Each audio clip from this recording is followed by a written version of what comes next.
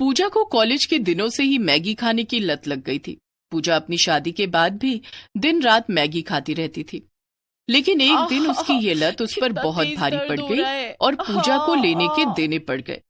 पूजा का कॉलेज में पहला दिन था। पहले ही दिन पूजा की कुछ लड़कियों से दोस्ती हो जाती है। उसकी दोस्त रागिनी कहती है, अरे यार पूजा, आज कॉलेज का पहला दिन है और हम सबकी दोस्ती का भी पहला दिन है, सेलिब्रेशन तो बनता है, चल कैंटीन चलकर कुछ खाते हैं। ठीक है, चलो सब।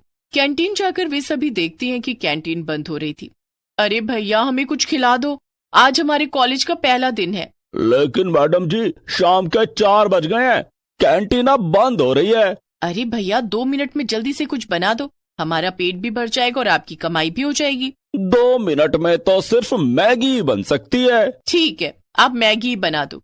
मैंने कभी मैगी नहीं खाई। नहीं खाई तो आज खाकर देख, तू मैगी की फैन हो जाएगी। कैंटीन वाला सबके लिए मैगी बना देता है और सबको सर्व करता है। पूजा ने जब मैगी खाई, अरे वाह यार, ये तो बहुत टेस्टी है। पेट भर गया लेकिन मन नहीं भरा। मैंने कहा था ना कि एक बार खाएगी तो इसकी फैन हो जाएगी। पूजा को मैगी का स्वाद बहुत पसंद आता है। वो घर जाते समय दुकान से मैगी के 2 पैकेट खरीद लेती है और घर जाकर फिर से मैगी बनाती है, जिसे देख पूजा की माँ अर्चना कहती है, ये क्या पूजा बेटी, घर में खाना बना हुआ है और तू मैगी खा रही है। मैगी घर में आई कैसे? मैं तो कभी मैगी नहीं लाती। माँ, आपने कभी मुझे मैगी क्यों नहीं खिलाई? मैं आज तक इसके अच्छे स्वाद को नहीं चख सकी। आज मैंने कॉलेज की कैंटीन में पहली बार मैगी खाई। अब मैं फिर से मैगी खाऊंगी। तेरे लिए जो खाना बनाया है वो कौन खाएगा? वो मैं रात को खा लूंगी। इसके बाद पूजा मैगी खाती है। आज तो मैगी खाकर मजा ही आ गया। पूजा रात को खाना नहीं खाती है। पूजा बेटी, तू खाना क्यों नहीं खा रही है? मेरा पेट भरा हुआ है, मुझे भूख ही नहीं लग रही है। लगेगी कैसे जब तूने ठूस ठूस कर मैगी खा लिया।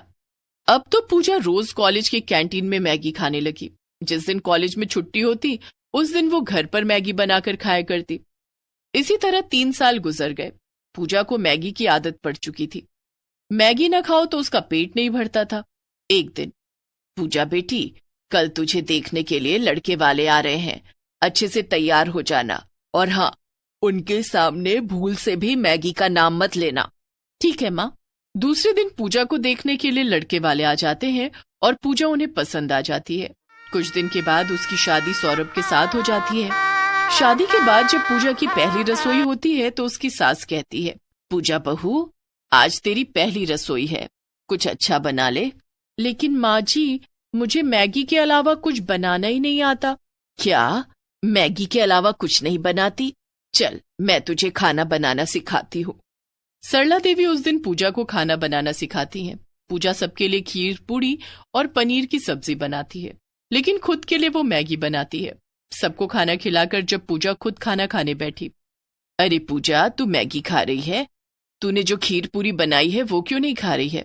माँ जी, मुझे मैगी बहुत पसंद है। इधर कुछ दिनों से शादी की रस्मों के कारण मैं मैगी नहीं खा सकती थी, इसीलिए आज मैगी खा रही हूँ।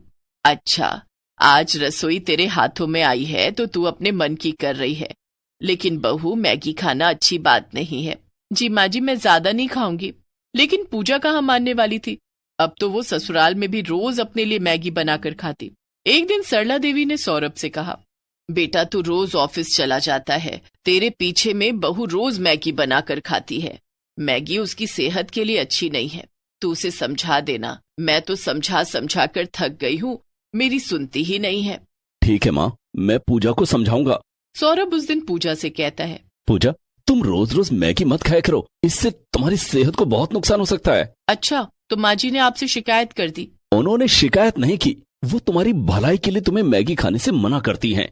ठीक है, आप कहते हैं तो मैं आज से मैगी नहीं खाऊंगी।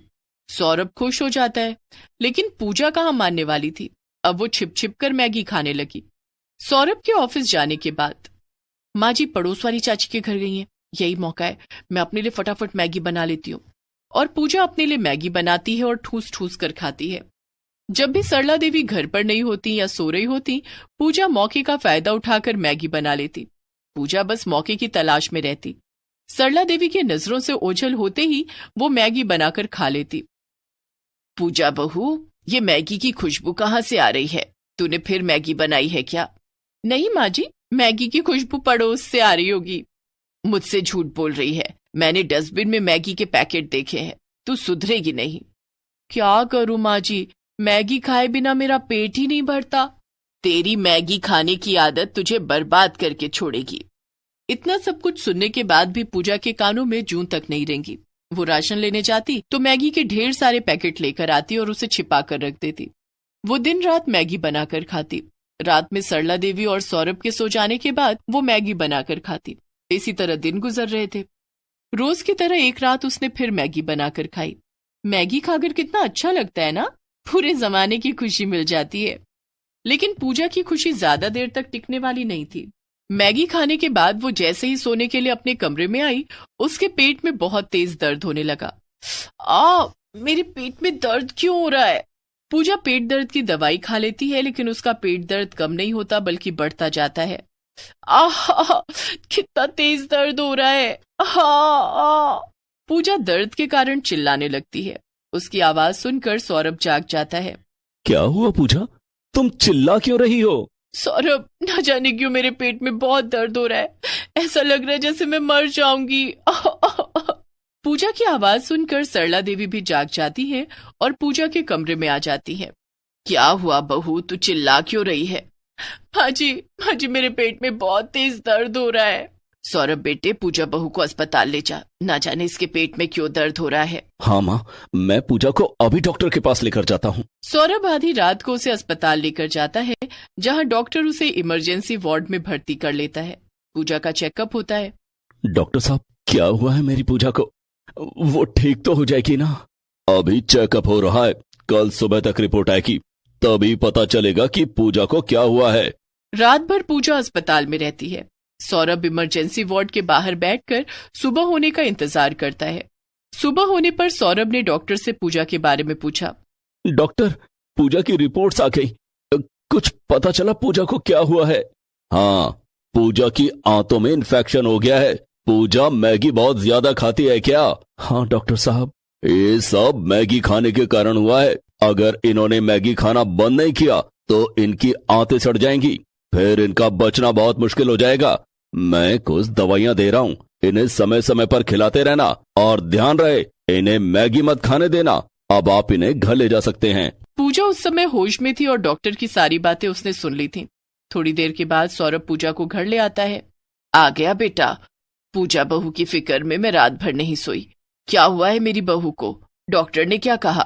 डॉक्टर ने कहा है ये सब मैगी खाने के कारण हुआ है। पूजा को अब मैगी बिल्कुल नहीं खानी है। सौरभ ने पूजा को सहारा देकर बिस्तर पर लिटाया। पूजा, अभी तुम आराम करो, नाश्ता करने के बाद तुम्हें दवाई खानी है। बेटा, मैं पूजा बहू के लिए खिचड़ी बनाकर लाती हूँ। सरला देवी पूजा के लिए खिचड़ी बनाकर लाती हैं और उसे अपने हाथों से खिलाती है, जिसके बाद सौरभ उसे दवाई खिलाता है। कुछ दिन के बाद पूजा की तबीयत बिल्कुल ठीक हो जाती है, जिसके बाद पूजा सौरभ और सरला देवी से माफी मांगती है। सौरभ, माँ जी, मेरी मैगी खाने की वजह से आप दोनों को काफी परेशानी उठानी पड़ी। मैं आप दोनों से वादा करती हूँ कि अब मैं मैगी को कभी हाथ भी नहीं लगाऊंगी। पूजा बहू, हम तो तेरे लिए सब कुछ करने को तैयार हैं, लेकिन हम सिर्फ ये चाहते हैं कि तू स्वस्थ रहे। तेरी सेहत पर कोई आंच नहीं आनी चाहिए। तू स्वस्थ रहेगी तभी तो खुश रहेगी। हाँ पूजा, मैं और माँ हमेशा यही चाहते थे कि तुम सेहतमंद रहो, इसलिए हमने तुम्हें मैगी खाने से हमेशा मना किया। सौरभ, आप दोनों सही थे, मैं ही गलत थी। कॉलेज में मैगी खाने की गंदी आदत पड़ गई थी, जो धीरे धीरे लत बनती चली गई। लेकिन अब मुझे समझ आ गया है कि सेहत से बढ़कर कुछ भी नहीं। अब मैगी को बाय बाय। उस दिन के बाद से पूजा ने मैगी खाना छोड़ दिया।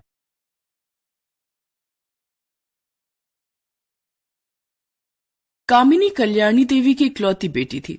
कल्याणी देवी शहर की सबसे अमीर औरतों में से एक थी, लेकिन कामिनी को एक गरीब लड़के से प्यार हो जाता है और वो कल्याणी देवी की मर्जी के खिलाफ जाकर उससे शादी कर लेती है। कामिनी और अमन एक साथ एक ही कॉलेज में पढ़ते थे। अमन पढ़ने में काफी तेज था। वो पढ़ाई में कामिनी की मदद भी करता। अमन, देखो ना, इस सवाल का हल ही नहीं मिल रहा। यहाँ बैठो, देखो इस सवाल का हल यहाँ है, मैंने बना लिया है। तुम इसे पढ़ लो और समझ में ना आए तो कॉपी घर ले जाकर अच्छे से पढ़ लेना। अमन का शांत और सरल स्वभाव कामिनी को बहुत अच्छा लगता था। अमन कितना अच्छा लड़का है ना, जी चाहता है कि हमेशा इसी से बातें करती रहूं। कामिनी हर वक्त अमन के साथ रहती। धीरे धीरे कॉलेज की पढ़ाई पूरी हो गई। एक दिन, कॉलेज की पढ़ाई पूरी हो गई है, अब मैं अमन से कैसे मिलूंगी? मैं उससे मिले बिना नहीं रह सकती। कहीं मुझे अमन से प्यार तो नहीं हो गया? कामिनी को एहसास हो जाता है कि वो अमन से प्यार कर बैठी है। कॉलेज के आखिरी दिन, अमन, मुझे तुमसे कुछ कहना है। हाँ बोलो कामिनी, क्या बात है? अमन, मैं तुमसे बहुत प्यार करती हूँ और तुम्हारे बिना नहीं रह सकती। क्या तुम मुझसे शादी करोगे? ये तुम क्या कह रही हो कामिनी? तुम तो जानती हो ना कि हमारे बीच अमीरी और गरीबी की कितनी गहरी खाई है। तुम्हारी माँ शहर की सबसे अमीर औरत है, करोड़ों का बिजनेस है उनका, और मेरे पापा मामूली से टैक्सी ड्राइवर। वो सब मैं कुछ नहीं जानती। मैं आज ही माँ से हमारी शादी की बात करूंगी। जैसी तुम्हारी मर्जी। कामिनी उस दिन घर जाकर कल्याणी देवी को अमन के बारे में बताती है। क्या तुम एक टैक्सी ड्राइवर के बेटे से शादी करोगी? नहीं कामिनी, मैं ऐसा हरगिज नहीं होने दूंगी। लेकिन माँ, मैं अमन के अलावा किसी और से शादी नहीं करूंगी। दूसरे दिन कामिनी अमन को मिलने के लिए बुलाती है। अमन, माँ तो हमारी शादी के लिए राजी ही नहीं है। मैंने तो तुम्हें पहले ही कहा था। चलो हम लोग मंदिर में जाकर शादी कर लेते हैं। नहीं कामिनी, ये गलत है। अगर तुमने मुझसे शादी नहीं की तो मैं जहर खाकर अपनी जान दे दूंगी। कामिनी, ऐसा कुछ मत करना। कामिनी की जिद के आगे अमन को झुकना पड़ता है और दोनों एक मंदिर में जाकर शादी कर लेते हैं। शादी के बाद कामिनी अमन के साथ अपने घर आती है। अब यहाँ क्या करने आई हो? इस गरीब से शादी करके तुमने हमारे खानदान की नाक कटवा दी। चली जाओ यहाँ से। चली जाऊंगी माँ, लेकिन क्या आप हमें आशीर्वाद भी नहीं देंगी? कल्याणी देवी ने मुंह फेर लिया और गुस्से में पैर पटकती हुई वहां से चली गई। चलो कामिनी, अपने घर चलते हैं। कामिनी अमन के साथ ससुराल आ जाती है। उसके ससुराल में सिर्फ एक ही कमरा था और एक छोटा सा बरामदा था। अमन की माँ कामिनी और अमन का स्वागत करती है। अमन के परिवार में उसकी माँ, उसके पिता और एक छोटी बहन नीतू रहते थे। नीतू बेटी, अपनी भाभी को कमरे में ले जा। नीतू कामिनी को कमरे में ले जाती है। वो देखती है कि उस कमरे में एक बेड भी नहीं था। जमीन पर ही गद्दा बिछा हुआ था जिस पर पूरा परिवार सोता था। नीतू गद्दे पर एक साफ चादर बिछा देती है। बैठो भाभी, मैं आपके लिए पानी लाती हूँ। नीतू पानी लेने जाती है, तभी अमन कमरे में आता है। कामिनी, तुम्हें यहाँ बहुत अजीब लग रहा होगा ना? अब भी समय है, तुम अपना फैसला बदल सकती हो। कामिनी ने अमन के होठों पर अपना हाथ रख दिया और बोली, मैंने तुमसे प्यार किया है अमन। तुम जिस हाल में रखोगे उस हाल में रह लूंगी। जिंदगी पैसों से नहीं, प्यार से चलती है। तभी नीतू कामिनी और अमन के लिए गुड़ और पानी लेकर आती है। भाभी, ये लो, गुड़ खाकर पानी पी लो। कभी महंगे और स्वादिष्ट व्यंजन खाने वाली कामिनी आज गुड़ खाकर पानी पी रही थी। फिर भी वो बहुत खुश थी कि अमन उसका जीवन साथी बन गया है। शाम को अमन कहीं से एक टूटी फूटी चारपाई लेकर आता है और कमरे में लगा देता है। नीतू उस चारपाई को फूलों से सजा देती है। रात में अमन और कामिनी कमरे में सोते हैं और पूरा परिवार बाहर बरामदे में। माँ, पिताजी और नीतू को बाहर बरामदे में ठंड लग रही होगी, उन्हें भी अंदर बुला लेते हैं। कैसी बात कर रही हो कामिनी? आज हमारी सुहागरात है, हम उन्हें अंदर कैसे बुला सकते हैं?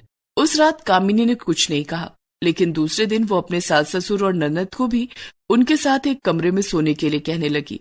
नहीं बहू, वो कमरा तेरा और अमन का है। नहीं माँ जी, वो कमरा हम सबका है। आज से हम सब अंदर सोएंगे। सुजाता कामिनी का अच्छा व्यवहार देखकर फूली नहीं समाई। लगता नहीं है कि तू इतने अमीर परिवार से आई है। माँ जी, अमीर और गरीब कुछ नहीं होता। इंसान पैसों से नहीं, अपने व्यवहार से अमीर होना चाहिए। शादी के कुछ दिन बीत गए। कामिनी ने घर का कामकाज संभाल लिया था। इधर अमन नौकरी की तलाश करने लगा।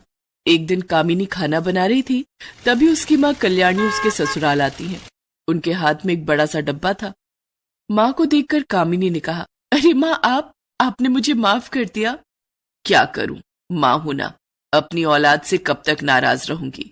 आज तेरा बर्थडे है, याद है तू कितने धूमधाम से अपना बर्थडे मनाती थी। लेकिन यहाँ तो किसी को बर्थडे के बारे में कुछ पता ही नहीं होगा। अमन को तो याद भी नहीं होगा। देख, मैं तेरे लिए केक और गिफ्ट लाई हूं। कल्याणी देवी की बातें कामिनी को बिल्कुल भी अच्छी नहीं लग रही थी। ये तुम क्या कह रही हो माँ? यहाँ सबको मेरा बर्थडे पता है। सबने मुझे सुबह सुबह ही विश कर दिया और अमन तो केक लाने बाजार गए हैं, आते ही होंगे। तुम बैठो। मैं तुम्हारे लिए पानी लाती हूँ। नहीं नहीं, तुम्हें तो पता है मैं गंदी जगहों पर पानी नहीं पीती। तुम ये केक काट कर अपना जन्मदिन मना लेना, मैं चलती हूँ। अरे समधन जी, थोड़ी देर बैठिए फिर चले जाइएगा। माना कि हम लोग गरीब हैं, लेकिन इतने भी गरीब नहीं कि घर आए मेहमान को चाय पानी भी ना पिला सके। मैं आपके लिए बाहर से बोतल वाले पानी मंगवा देती हूँ। नहीं नहीं, बस रहने दीजिए, मैं चलती हूँ, मुझे जरूरी मीटिंग में जाना है। कल्याणी देवी घर से बाहर निकल रही थी, तभी अमन उन्हें दरवाजे पर मिल गया। कल्याणी देवी ने देखा कि अमन के हाथ में एक कागज का टुकड़ा था। अरे माँ जी, आप? तुम तो केक लाने गए थे ना? केक? मैं कुछ समझा नहीं। लेकिन मैं सब समझ गई। कल्याणी देवी वहां से चली जाती है। अमन घर के अंदर आता है। कामिनी, आज तुम्हारा बर्थडे है क्या? हाँ भैया, आज भाभी का बर्थडे है और भाभी ने हमें बताया भी नहीं। सॉरी कामिनी, मुझे याद ही नहीं था। कोई बात नहीं अमन, मेरा नया जन्म तो उस दिन हुआ था जिस दिन हमने शादी की थी। मेरी बहू बड़ी समझदार है। उस दिन नीतू खीर बनाती है और सब कामिनी का बर्थडे मनाते हैं। अमन दूसरे दिन भी नौकरी की तलाश में जाता है, लेकिन उसे कहीं नौकरी नहीं मिलती। काफी दिन ऐसे ही गुजर जाते हैं। एक दिन अमन के पिता अरविंद का एक्सीडेंट हो जाता है और उसमें उनकी मौत हो जाती है। एक्सीडेंट में कार भी बुरी तरह से टूट जाती है। अब कामिनी के ससुराल वालों पर दुखों का पहाड़ टूट पड़ता है। वे लोग दाने दाने को मोहताज हो रहे थे। कल्याणी देवी को इस बात का पता चलता है तो वे कामिनी के घर आती हैं और अपने साथ खाने पीने का सामान भी लाती हैं। देखो कामिनी, तुम चाहो तो मैं तुम्हारे पति को नौकरी पर रख सकती हूँ। कामिनी खुश हो जाती है। सच माँ? हाँ, मेरा ड्राइवर कल से छुट्टी पर जा रहा है। अमन से कह दो कल से मेरी गाड़ी चलाए। महीने के 12,000 रुपए दूंगी। क्या आप अपने दामाद को अपना ड्राइवर बनाएंगी? उसके लायक यही काम ठीक है। तुम देख लो, मंजूर है तो ठीक, नहीं तो अच्छा, मैं चलती हूँ। तभी अमन वहां आ जाता है। मुझे मंजूर है सासू माँ। लेकिन अमन। कोई बात नहीं कामिनी, कोई काम छोटा या बड़ा नहीं होता। दूसरे दिन से अमन कल्याणी देवी का ड्राइवर बन जाता है और उन्हें रोज ऑफिस छोड़ता, ऑफिस से घर ले आता। कल्याणी देवी अमन के साथ नौकरों जैसा बर्ताव करती। जैसे कल्याणी देवी के कार में बैठने से पहले अमन को कार का दरवाजा खोलना पड़ता और जब वो बैठ जाती तो वो दरवाजा बंद करता। एक दिन की बात है, कल्याणी देवी अपने किसी क्लाइंट को पैसे देने जा रही थी। उनके हाथ में एक सूटकेस था जिसमें लगभग 10 करोड़ रुपए थे। कल्याणी देवी पैसों से भरा सूटकेस लेकर गाड़ी में बैठी और अमन गाड़ी चला रहा था, लेकिन शायद किसी को इसकी भनक लग गई थी। कुछ गुंडों ने कल्याणी देवी की गाड़ी घेर ली और कल्याणी देवी पर बंदूक तान दिया। बुढ़िया, चुपचाप सूटकेस मेरे हवाले कर दे, नहीं तो भेजा उड़ा दूंगा। तभी अचानक से अमन ने उन गुंडों पर हमला कर दिया। उसकी बंदूक दूर जा गिरी। अमन अकेला था और गुंडे काफी थे। अमन अकेला ही उनसे मुकाबला करने लगा। इसी बीच मौका पाकर कल्याणी देवी ने पुलिस को फोन किया। थोड़ी देर में पुलिस आ गई और गुंडों को पकड़ लिया। अमन लहूलुहान हो चुका था। कल्याणी देवी उसे अस्पताल लेकर गई और उसका इलाज करवाया। पुलिस की तफ्तीश में पता चला कि कल्याणी देवी पर उनके मैनेजर ने ही हमला करवाया था, जिसके बाद कल्याणी देवी ने अपने मैनेजर को नौकरी से निकालकर अमन को अपना मैनेजर रख लिया। उसे रहने के लिए बंगला भी दिया। मुझे माफ कर दे कामिनी बेटी, तूने सचमुच अपने लिए हीरा तलाशा है। आज से मेरा सारा बिजनेस तुम दोनों का है। अब तुम दोनों इसे संभालो और मुझे आराम करने दो। Please subscribe this channel.